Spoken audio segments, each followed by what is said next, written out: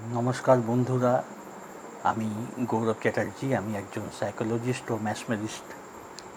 আশা করি তোমরা ভালো আছো। আমি এর আগে দু একটা ভিডিওতে রন্ডা বার্নের দ্য সিক্রেট বইটা সম্বন্ধে কিছু বলেছিলাম। তো আজকে সেই বইটা থেকে কিছু তোমাদের বলতে চাই। যে সেই বইটার মধ্যে মূল যে জিনিসটা রেখেছে যে ল অফ অ্যাট্রাকশন, মানে আকর্ষণের নীতি। তো এই নীতিটা কি বলছে না, আমরা যেরকম চিন্তাধারা রাখছি, যেরকম আমরা অনুভব করছি, ভেতরের চিন্তা ভেতরে আমাদের থাকছে, তো সেটা একটা ট্রান্সমিটারের মতো ফ্রিকোয়েন্সি পাঠাচ্ছে মহাশূন্যে বা ইউনিভার্সে, এবং বলছে যে একই ধরনের ওয়েভলেন্থ, একই ধরনের ফ্রিকোয়েন্সি, সেগুলো একই ধরনের জিনিসকে, একই ধরনের ভাইব্রেশনকে মহাশূন্য থেকে আকর্ষিত করছে। ফলে ঠিক যেরকম পরিবেশ, যেরকম সিচুয়েশান আমরা দেখছি, আমরা মানে ওর মধ্যে রয়েছি, ভোগ করছি, সেই সিচুয়েশনই আমরা আরও বেশি করে মহাশূন্য থেকে টেনে আনছি। এটা হলো আকর্ষণের নীতি। তো এখানে বলছে যে আমাদের সকলেরই এরকম দিনের বা সময়ের অভিজ্ঞতা রয়েছে যখন একটার পর একটা খারাপ ঘটনা ঘটেছে, শৃঙ্খলিতভাবে একটার পর একটা এরকম ঘটনা শুরু হয়। একটা খারাপ ঘটনা বা ভাবনা আর একটা খারাপ ভাবনাকে আকর্ষিত করে, ফ্রিকোয়েন্সি বন্দি হয়ে পড়ে এবং পরিণতিতে খারাপ কিছু ঘটে। মানে আমরা ধরো খারাপ কোনো জিনিস নিয়ে খারাপ অনুভূতির মধ্যে রয়েছি, সেই খারাপ অনুভূতি কী করে, এরপরে দেখা যায় যে আর একটা খারাপ ঘটনাকে নিয়ে আসছে, খারাপ অনুভূতিকে নিয়ে আসছে। আস্তে আস্তে কী করে পুরো জিনিসটা খারাপ হতে থাকে পরপর। এটা সবাই প্রায় অনুভব করেছে। বলছে সেই খারাপ ঘটনায় যেই আপনি প্রতিক্রিয়া প্রকাশ করেন, ন্যাচারালি খারাপ কিছু হলে একটা মানুষ রিয়াকশান করবি, সে খারাপ রিয়াকশান তখনই আপনি আরও খারাপকে ডেকে আনেন। তো বলছে প্রতিক্রিয়া যা ছিল তার থেকেও বেশি খারাপকে আকর্ষণ করে।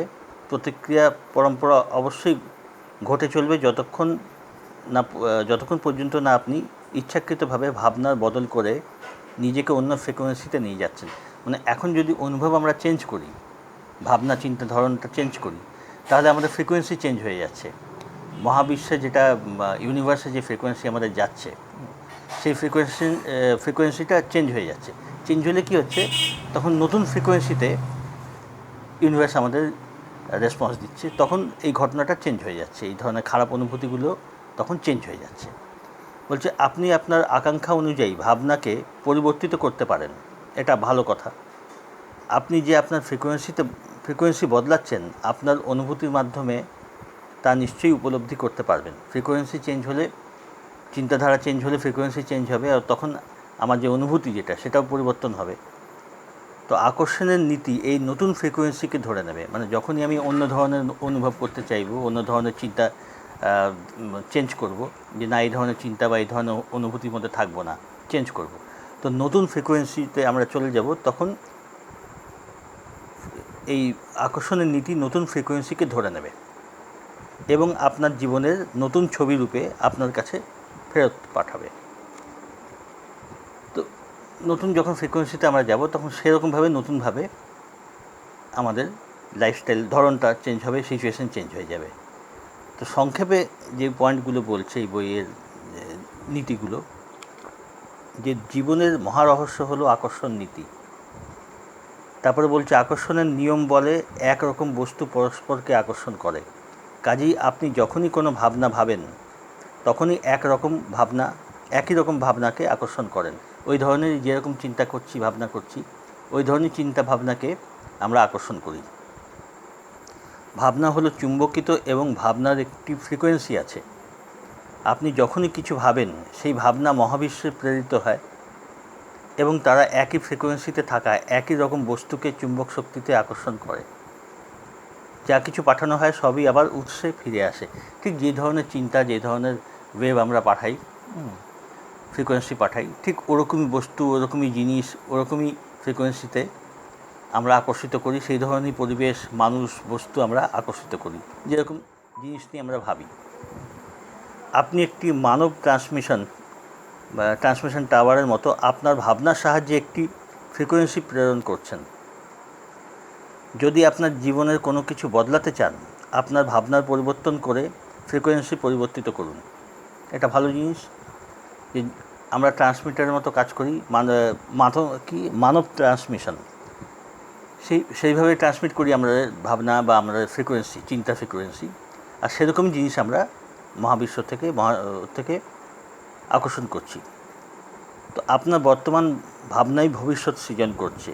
যা আপনি সবচেয়ে বেশি ভাবেন, যার প্রতি আপনি সবচেয়ে বেশি নজর দেন, তাই আপনার জীবনরূপে আবির্ভূত হয়।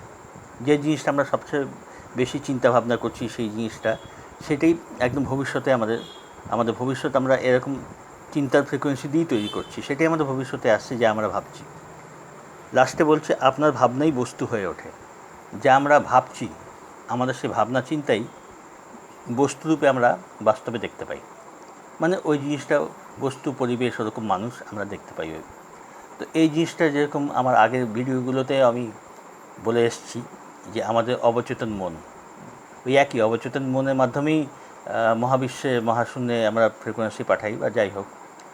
তো ওই অবচেতন মনে আমরা যেই ধরনের চিন্তাভাবনা দিই, প্রেরণ করি এবং সেটা অ্যাকসেপ্ট করে, সেই অবচেতন মনেই আমাদের বাস্তবের জীবনটাকে তৈরি করছে। বাস্তবে সেইভাবেই অবচেতন মন আমাদের জিনিসগুলো এনে দিচ্ছে। যে জিনিসগুলো আমরা চিন্তা করছি, যে পরিবেশ বা যা কিছু আমরা মনের ভেতরে দিচ্ছি, সেটাই আমরা বাস্তব জীবনে তার প্রতিফলন দেখতে পাচ্ছি।